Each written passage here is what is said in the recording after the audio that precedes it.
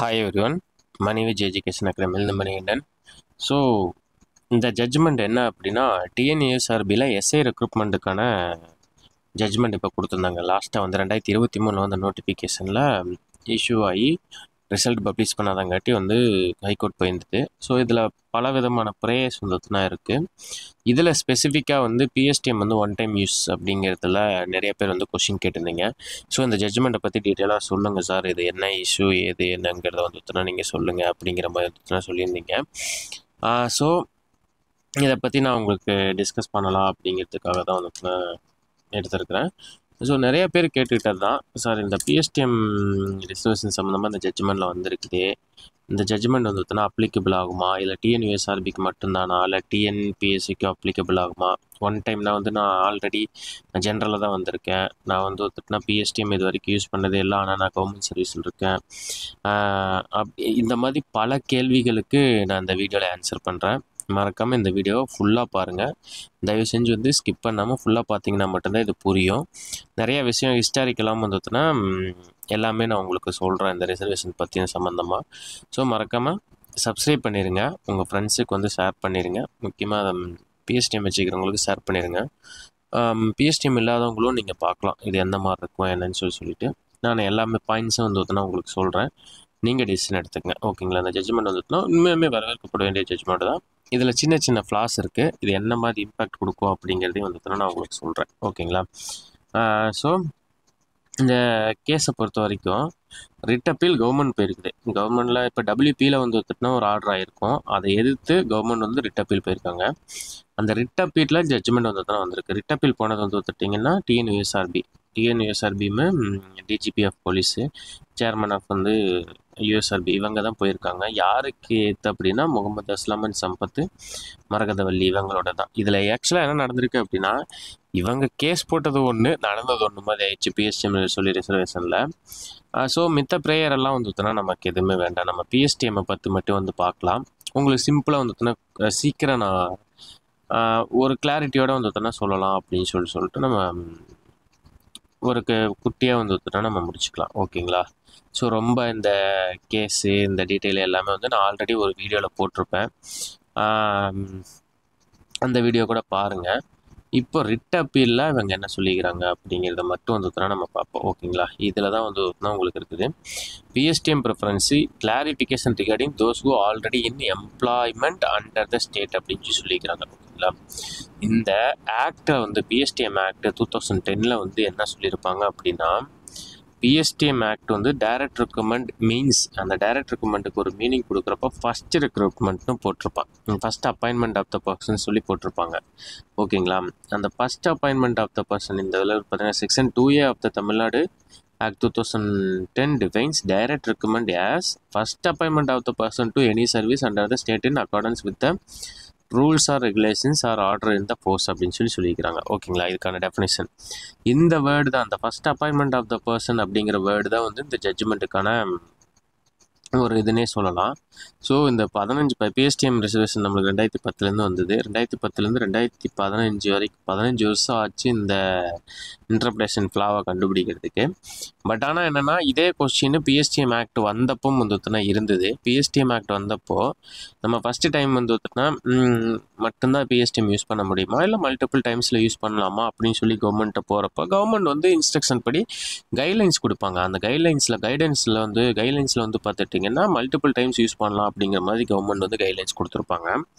But ஆனால் இங்கே இருக்கிற இந்த கேஸில் வந்து இந்த இருக்கிற ஃபஸ்ட் அப்பாயின்மெண்ட் அப்படிங்கிற வேர்டை யூஸ் பண்ணி தான் வந்து இந்த கேஸ் வந்து பிஎஸ்டிஎம் ரிசர்வேஷனில் ரெஸ்ட்ரிக்ஷன் ஆகுது, ஓகேங்களா? பிஎஸ்டிஎம் ரிசர்வேஷனில் இந்த ஃபஸ்ட் அப்பாயின்மெண்ட் அப்படிங்கிற வேர்டு தான் வந்து உங்களுக்கு ரொம்ப பெரிய இதாகிடுச்சு. சரி சார், இப்போ இந்த ஆக்ட் வந்து ஒத்துட்டிங்கன்னா டிஎன்யூஎஸ்ஆர்பிக்கு மட்டும்தான் வருமா, இல்லை டிஎன்பிஎஸ்சிக்கு வருமானா? இந்த இப்போதைக்கு டைரக்ஷன்ஸ் கொடுத்துருக்கிறது டிஎன்யூஎஸ்ஆர்பிக்கு மட்டும்தான் கொடுத்துருக்காங்க. பட் ஆனால் இது கவர்மெண்ட் கன்சிடர் பண்ணப்போ வந்து எல்லாத்துக்குமே வந்து அப்ளை பண்ணலாம், ஓகேங்களா? இதில் தான் இது எல்லாத்தையுமே வந்து என்ன மீனிங்கு, என்ன இது பிஎஸ்டிஎம் ரிசர்வேஷன் என்ன, எத்தனை கேண்டிடேட், இந்த வரலாறுலாம் சொல்லிக்கிறாங்க. நம்மளுக்கு வந்து வந்துட்டிங்கன்னா என்னென்னா, நம்மளுக்கு பிஎஸ்டிஎம் வந்துட்டுனா வருமா வராதா, அதான் அந்த இது மட்டும்தான் உங்களுக்கு கிளாரிஃபிகேஷன் உங்களுக்கு நிறையா இருக்கும். அதுக்கு மட்டும் நான் இப்போ ஒவ்வொரு கொஸ்டினுக்கும் சொல்கிறேன், சரிங்களா? இப்போது நான் சொல்லிட்டேன் அதில் ஃபஸ்ட் அப்பாயின்மெண்ட்னு வேர்டில் இருக்கங்காட்டி ஆக்டில் இருக்கங்காட்டி இந்த மாதிரி ஆயிடுச்சு. ஓகேங்களா? சரி, இப்போ நான் சொல்கிறேன். ஓகே சார், இப்போ நான் வந்து ஒத்துட்டிங்கன்னா கவர்மெண்ட் சர்வீஸில் இருக்கேன். நான் வந்து ஃபஸ்ட்டு நான் உள்ளே வந்தப்போ ஜென்ரல் கோட்டாவில் தான் வந்தேன். உள்ளே வந்ததுக்கப்புறம் பிஎஸ்டிஎம் டிகிரி போட்டு இப்போ குரூப் 1க்கு நான் ப்ரிப்பேர் பண்ணிகிட்ருக்கேன். அப்படின்னா நான் வந்தப்போ நான் ஜென்ரல் கோட்டாவில் தான் வந்தீங்க அப்படின்னாலுமே நீங்கள் இது இந்த ஆக்ட் படி, இப்போ சொல்லிக்கிற ஆக்ட் படி வந்து ஒத்துட்டிங்கன்னா நீங்கள் பிஎஸ்டிஎம்க்கு எலிஜிபிள் இல்லை. ஓகேங்களா? சரி, நீங்கள் கவர்மெண்ட் சர்வீஸில் இருந்தாலே நீங்கள் எந்த கோட்டாவில் வேணாலும் உள்ளே வந்துடுங்க, எந்த இதில் வேணாலும் இருந்துக்குங்க. கவர்மெண்ட்டில் வேலையில் இருந்தாலே நீங்கள் வந்து ஒத்துனா இது எலிஜிபிள் கிடையாது. அப்போது இந்த ரிசர்வேஷனோட ஒரு இதையே வந்து இது கொஸ்டின் பண்ணிடுது. ஓகேங்களா? அப்போது ஒரு செக்ஷன் ஆஃப் பீப்புள் வந்து இதில் வந்து ரெஸ்ட்ரிக்ட் பண்ணுறாங்க அப்படின்னா வந்து ஒத்துனா இது ரிசர்வேஷன் வேலிடேட் பண்ணுறதுல ரொம்ப இஷ்யூ ஆகும். இந்த கவர்மெண்ட் சர்வீஸுங்கிறது எது அப்படின்னா நீங்கள் கவர்மெண்ட்டில் ஒர்க் பண்ணலாம், லெஜிஸ்லேச்சர் ஆஃப் த ஸ்டேட்டில் வந்துட்டுனா ஒர்க் பண்ணலாம், அதுக்கடுத்து லோக்கல் அத்தாரிட்டியில் இப்போ நீங்கள் வந்து பஞ்சாயத்தில் நீங்கள் வந்து பஞ்சாயத்து கிளர்க்காக ஒர்க் பண்ணால் கூட நீங்கள் உங்களுக்கு பிஎஸ்டிஎம் கோட்டாவில் அடுத்த டேரக்டர் ரெக்ரூட்மெண்ட்டில் நீங்கள் போக முடியாது. ஏன்னா நீங்கள் பஞ்சாயத்து கிளர்க் கூட இப்போ டேரக்டர் ரெக்ரூட்மெண்ட்டில் எடுக்க போகிறாங்க. சரிங்களா? கார்பரேஷன் ஏதோ ஒரு கார்பரேஷனில் ஒர்க் பண்ணுறீங்க, லைக் வந்து டான்ஜெட்கோ இந்த மாதிரி ஏதாச்சும் வந்துட்டுனா அதில் பிஎஸ்யூஸில் ஏதாச்சும் ஒன்று ஒர்க் பண்ணுறீங்க அப்படின்னாலும் உங்களுக்கு வந்து பிஎஸ்டிஎம் வந்து நீங்கள் யூஸ் பண்ண முடியாது. நீங்கள் கவர்மெண்ட் சர்வெண்ட்டாக இருந்தாவே பிஎஸ்டிஎம் கோட்டா இல்லை அப்படின்னு சொல்லிட்டாங்க.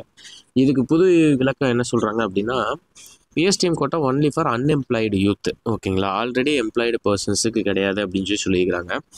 ஸோ இந்த ஜட்ஜ்மெண்ட் சொல்கிறதுபடி பார்த்தா என்ன அப்படின்னா அவங்க அன்எம்ப்ளாய்டு யூத்துன்னு சொல்கிறாங்க. இப்போ ப்ரைவேட்டில் ஒர்க் பண்ணுறவங்கள அன்எம்ப்ளாய்டுன்னு எப்படி கண்டுபிடிப்பாங்க? ஓகேங்களா? இந்த இடத்துல வந்து லாக் ஆகும். இந்த ஜட்ஜ்மெண்ட் வந்து வேலிடேஷன் இருக்குன்னா இந்த ஆகாது. பட் ஆனால் இந்த ஜட்ஜ்மெண்ட் இப்போதைக்கு கொடுத்துக்கிறதுபடி என்னென்னா கவர்மெண்ட்டில் இருக்கிறவங்களுக்கு மீண்டும் கவர்மெண்ட்டில் யூஸ் பண்ணக்கூடாது. கவர்மெண்ட் வேலையில் வர்றவங்களுக்கு நீங்கள் இரஸ்பெக்டிவ் ஆஃப் நீங்கள் வந்து ப்ரைவேட்டில் ஒர்க் பண்ணியிருந்தாலும் நீங்கள் வந்து உள்ளே வரலாம். ஓகேங்களா? ஆனால் கவர்மெண்ட்டில் இருக்கிறவங்க மீண்டும் வந்து கவர்மெண்ட் கோட்டாவை யூஸ் பண்ணக்கூடாது. இதில் சில விஷயங்கள் இருக்குது. இப்போ ஒருத்தன் வந்து கவர்மெண்ட் வேலையில் வந்துட்டு ரிசைன் பண்ணிவிட்டு மீண்டும் பிஎஸ்டிஎம் கோட்டாவை யூஸ் பண்ணலாமா அப்படின்னு கேட்டால் அது கவர்மெண்ட்டு தான் டிசைட் பண்ணணும். ஓகேங்களா? இப்போதைக்கு என்னென்ன இருக்குது, என்னென்ன வந்து ஃப்யூச்சரில் மாற்றலாம் அப்படிங்கிறதையும் நான் உங்களுக்கு சொல்கிறேன்.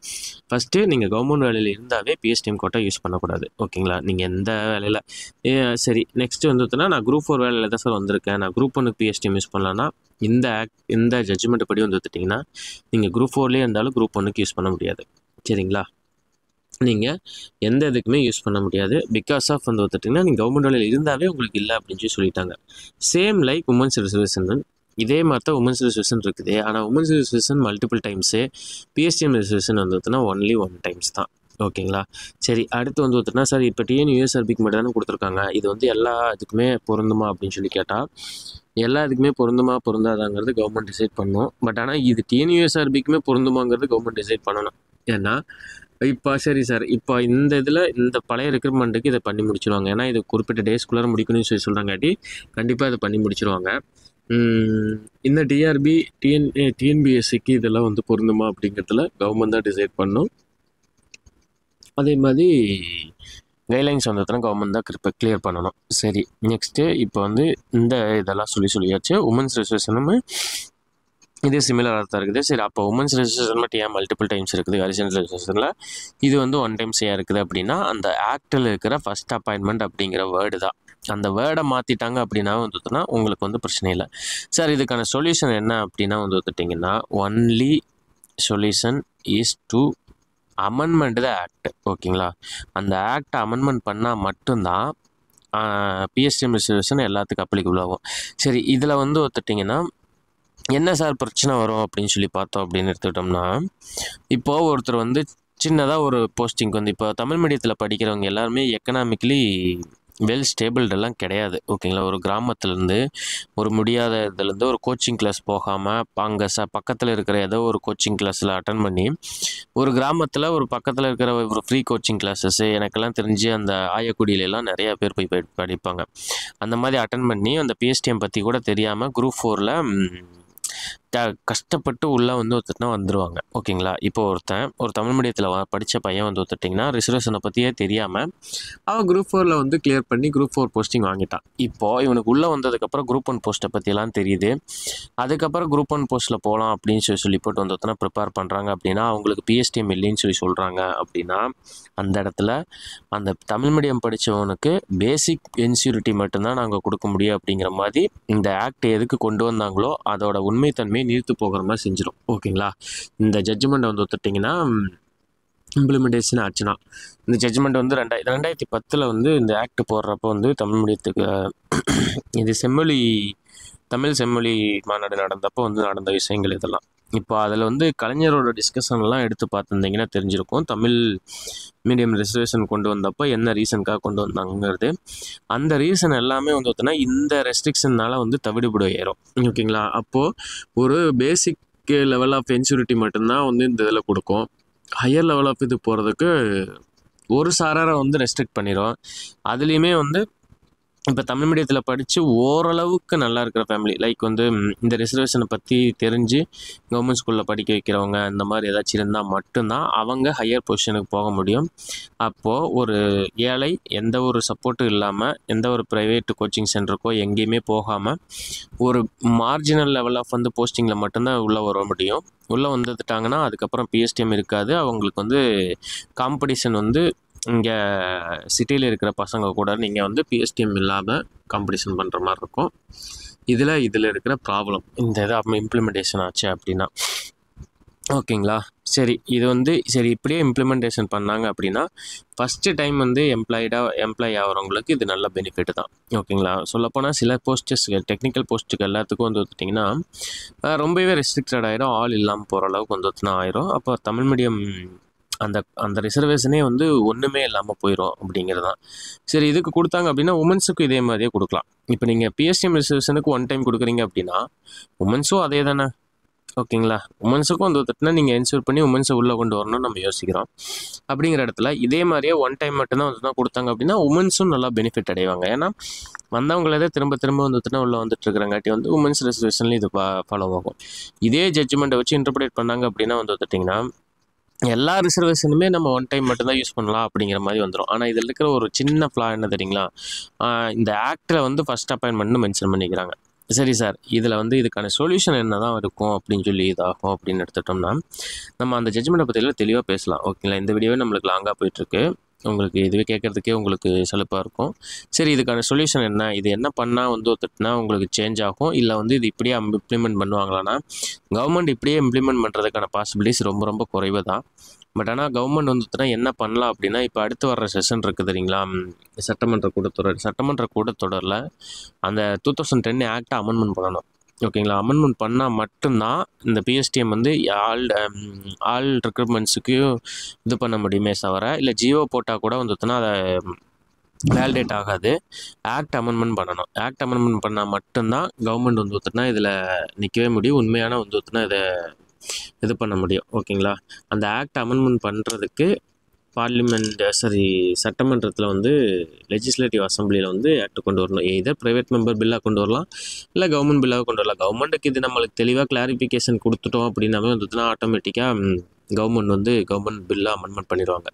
அந்த டைரக்ட் ரெக்கமெண்ட் மீன்ஸ் அப்படிங்கிறத ஃபஸ்ட் அப்பாயின்மெண்ட்டுக்கு பதிலாக வந்து ஒத்துட்டுனா எனி டைரக்ட் ரெக்கமெண்ட் மாற்றினாவே முடிஞ்சது. இந்த ஜட்ஜ்மெண்ட் வந்து ஒத்துட்டிங்கன்னா வேலிடேட் ஆகாது. ஓகேங்களா? இந்த ஜட்ஜ்மெண்ட் வந்து ஆட்டோமேட்டிக்காக மாற்றிடுவாங்க. எதுவுமே வந்து மாற்றிடுவாங்க. அப்போ எல்லா டைரக்ட் ரெக்கமெண்ட்டுக்கும் வந்து அலோவ் ஆகும் அப்படிங்கிறதுல வந்துடும். ஓகேங்களா? இதை நம்ம கவர்மெண்ட்டுக்கு கொண்டு போகிறதுல தான் இருக்குது. இப்போ இந்த இஷ்யூ வந்து ஒத்துட்டுனா கவர்மெண்ட் அஃபீஷியல்ஸுக்கு போகுமா அப்படிங்கிறதுல தான் வந்து ஒத்துனா இது இருக்குது. இதை கொண்டு போகிறதுக்கு ஆஸ்பிரன்ஸ் கம்யூனிட்டி, இன்ஸ்டியூட் கம்யூனிட்டி மூலமாக தான் வந்து இது ரீச் பண்ண முடியும். ஓகேங்களா? இது ரீச் பண்ணால் மட்டும்தான் கவர்மெண்ட்டுக்கு போகும். கவர்மெண்ட் போச்சுன்னா மட்டும்தான் உங்களுக்கு இந்த சேஞ்சஸ் பண்ணுவாங்க. ஏன்னா இந்த லெஜிஸ்லேட்டிவ் அசம்பிளியில் இப்போ எலெக்ஷன் டைம் ப்ரெஷர் இருந்தது அப்படின்னா ஆட்டோமேட்டிக்காக வந்து இது சேஞ்சஸ் ஆகும். என்னென்னா இது எப்படி நம்ம ப்ரொஜெக்ஷன் பண்ணி கொண்டு போகிறாங்க அப்படிங்கிறது தான். இது வந்து மேலோட்டமாக பார்த்தா பெனிஃபிட் மாதிரி தெரியும். ஆனால் இன்டர்னலாக பார்த்தா வந்து சரியான அடி. ஓகேங்களா? பிஎஸ்டிஎம் கேண்டிடேட்ஸ்க்கு. அதுலேயும் வந்து ரொம்ப வந்து வல்னரபிள் ஃபேமிலியிலேருந்து வர்றவங்களுக்கு தான் சரியான அடியாக இருக்கும். அதுலேயே பிஎஸ்டிஎம் வச்சிருந்து ஒரு சொஃபஸ்டிகேட்டட் ஃபேமிலியில் இருக்கிறவங்களுக்கு பிரச்சனை கிடையாது. பட் ஆனால் ரொம்ப கீழ் லெவல்லேருந்து வர்றவங்களுக்கு அடியாக இருக்கும். இது கவர்மெண்ட்டுக்கு எப்படி நம்ம ரீச் பண்ணுறது அப்படிங்கிறதுல தான் இருக்குது. எல்லா இன்ஸ்டியூட்டோ இல்லை ஆஸ்பிரன்ஸு நீங்கள் எல்லாம் ரெக்வஸ்ட் பண்ணி ஒரு லெட்டராக வந்துட்டுனா கொடுத்தீங்கன்னா மட்டும்தான் இது கவர்மெண்ட் காதுக்கே போகும். கவர்மெண்ட் காதுக்கு போச்சுன்னா தான் ஆக்டில் அமெண்ட்மெண்ட் பண்ணணும். ஆக்டில் அமெண்ட்மெண்ட் பண்ணால் ஜியோ ரிலீஸ் ஆயிரும். ஓகேங்களா? இல்லை இந்த ஜட்ஜ்மெண்ட்டே வந்துட்டுனா வச்சு ஜியோ ரிலீஸ் பண்ணாங்க அப்படின்னா, இதே அக்செப்ட் பண்ணி வந்தாங்க அப்படின்னா இதில் நிறையா பாதிப்புகள் வரும். நிறையா பாதிப்புகள் வந்து இந்த மாதிரி தான் வந்துட்டுனா வரும். ஒரு அது எல்லாமே நான் சொல்லியிருக்கிறேன். இதை அப்போ அக்செப்ட் பண்ணால் வந்துட்டுனா உமன்ஸ் ரிசர்வேஷன்லேயும் சேஞ்ச் பண்ண முடியும். அதுக்கான ப்ராசஸையும் வந்து பண்ணுறதுனாலும் பண்ணலாம். உமன்ஸ் ரிசர்வேஷனும் பிஎஸ்டிஎம்மே இதே மாதிரி தான். Same like women's reservation. உமன்ஸே வந்து ஒன் டைமாக கூட மாற்ற முடியும். ஓகேங்களா? நான் எல்லா இன்டர்பிரேஷனையும் நான் உங்களுக்கு சொல்லிட்டேன். இதுக்கு மேலே உங்கள் கையில் இருக்குது. உங்களுடைய கருத்துக்கள் எல்லாத்தையுமே கமெண்ட் செக்ஷனில் போடுங்க. நம்ம டிஸ்கஸ் பண்ணுவோம் எந்தெந்த மாதிரி வந்துட்டுனா பண்ண முடியும் அப்படின்னு சொல்லிட்டு. லீகலி வந்துட்டுனா என்னென்ன ஆப்ஷன்ஸ் இருக்குதுன்னு சொல்லி பார்ப்போம். இல்லை இதுவே ஓகே அப்படின்னாலும் வந்துட்டுனா சொல்லுங்கள். இதே மாதிரி வந்துட்டுனா என்ன கவர்மெண்ட் டெசிஷன் எடுக்கும் அப்படிங்கிறதுல இனிமேல் தான் நம்மளுக்கு இருக்குது. ஸோ எல்லாமே இனிமேல் வந்து கவர்மெண்ட் கையில் தான் இருக்குது. ஜட்ஜ்மெண்ட் வந்துச்சு, கவர்மெண்ட் வந்து என்ன டெசிஷன் எடுக்க போகிறாங்க அப்படிங்கிறதுல தான் இருக்குது. அவங்களோட பாலிசி டிசிஷன் தான். ஸோ கவர்மெண்ட்டுக்கு எந்த மாதிரி இன்ஸ்ட்ரக்ஷன் போகுதுங்கிறத பொறுத்து பார்க்கலாம். ஸோ கமெண்ட் செக்ஷனில் மறக்காமல் வந்து கமெண்ட் பண்ணுங்கள். மறக்காமல் சப்ஸ்கிரைப் பண்ணிட்டு லைக் பண்ணிடுங்க. நம்ம அடுத்தடுத்த வீடியோவில் பார்க்கலாம். Thank you so much. Group 2 cut off வந்து கேட்டுட்டு இருந்தீங்க. ஸோ 1 or 2 days நான் அதை போட்டுறேன். ஓகேங்களா? Thank you so much. பாய்.